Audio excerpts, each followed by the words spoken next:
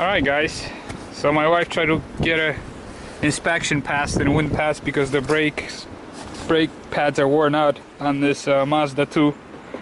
And how much do they want for a brake job? 260. Yeah, they wanted 260 bucks to replace pads. It's just crazy, you know. That's how mechanics are. So it's a beautiful, nice day. I figure I'll make a video of it. There's probably 200 videos on brake jobs, but there's not a single one on the Mazda 2. This is 2011. So I figure, what the heck, I'll make a video.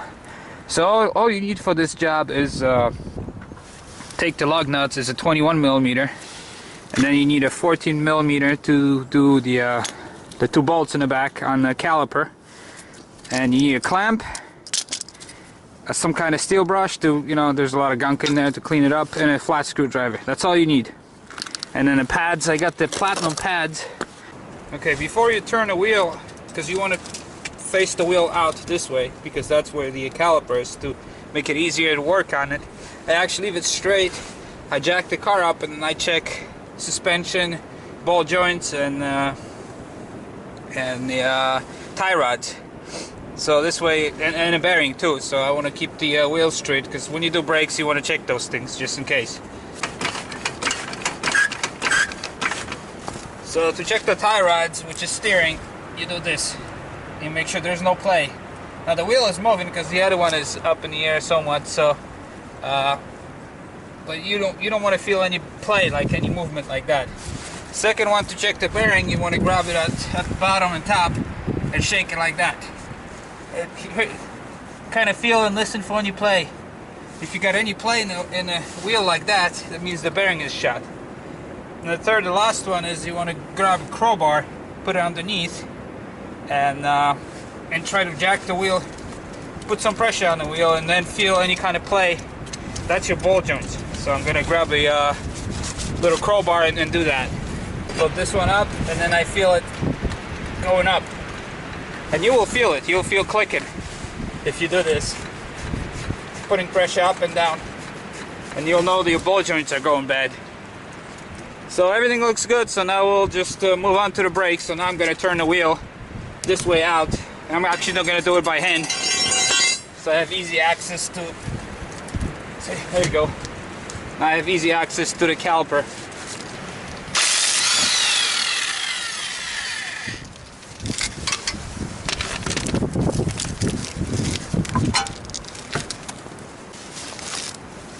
Got to do some cleaning, and then I'll show you which bolts you need to remove.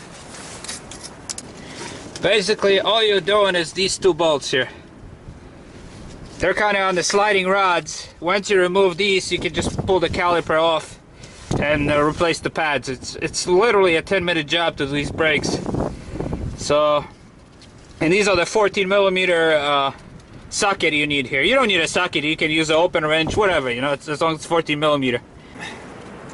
So here are the bolts. That's all it is. Two little screws.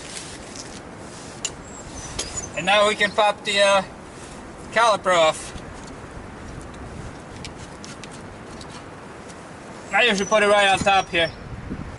You grab a screwdriver.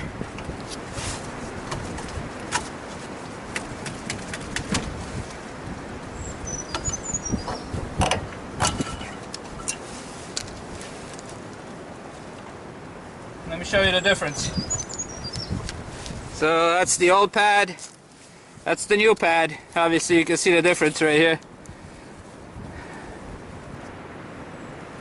Like I said, remember the one little spring thing comes, some pads come with both of them, so you can have them on both wheels, some with just one. This one comes with 2 of them, so I had them both wheels, but you have to, I don't know why I got the earmuffs on. You have to put these on the inside. So it goes like that.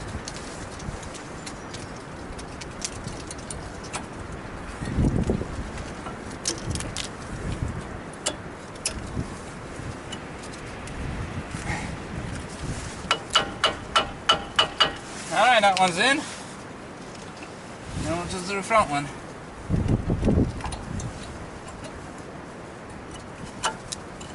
front one's in. That's all there is to it. Let me show you. And then all you have to do now is just push that big cylinder, piston here, because right now it's all the way out because the pads were thin, so it was much smaller gap. So you can't put this caliper now on because this piston has to be pushed in. Yeah, there's, like I said, there's hundreds of videos out there how to do this thing. I'm just showing it because none of it was done on the Mazda 2.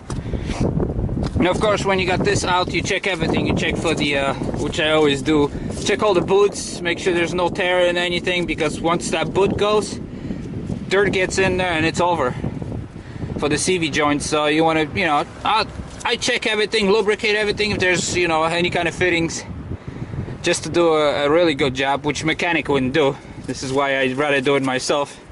Plus, it was $30 versus $260, so. And the rotors are actually pretty good. They're still original. There's some little scratches on it. I mean, like I said, they look rusty because it was raining yesterday and the day before. So, and the car was sitting, but that's normal. So let me finish this thing up.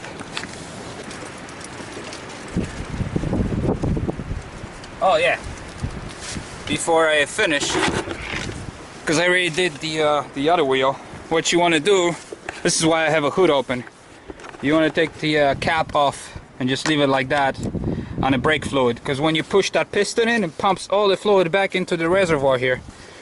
So there might be some air trapment, you might be fighting the system, so it's better. This thing's supposed to have a breather cap that only breathes one way, but it's easier to just take it off, and when you're pushing these pistons in, and so then you know you got no restrictions, no air trapped in there.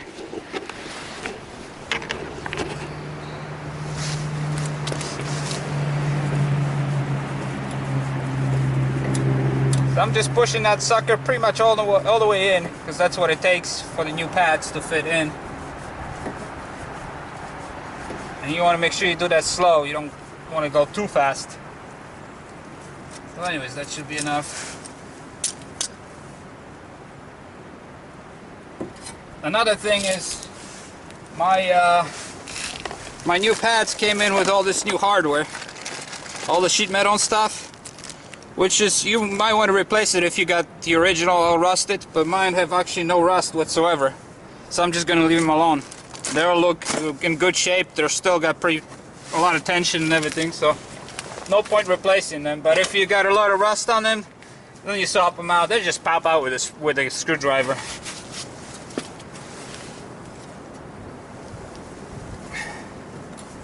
Yeah, that's enough. All right. Oh, well, since I'm doing this complete job, let me show you. These are the push rods. So one thing you want to check, I forgot to tell you, make sure these things move freely, in and out, and you can feel how nice and grease is in there. When they're dry, they start to seize up. If this seize up, your brake pads will go bad really fast because they cannot move out, and they're always rubbing. So you want to make sure that you move these things in and out completely a few times to kind of redistribute the grease that's already in there, because there's plenty of grease pumped in there. So you just want to move it a few times to move that grease all over. If you feel any kind of dry, you take a little tiny screwdriver, you lift that little rubber boot, and then you pump more grease in there. But these are fine, so that's another thing I forgot to mention. You want to make sure you check that.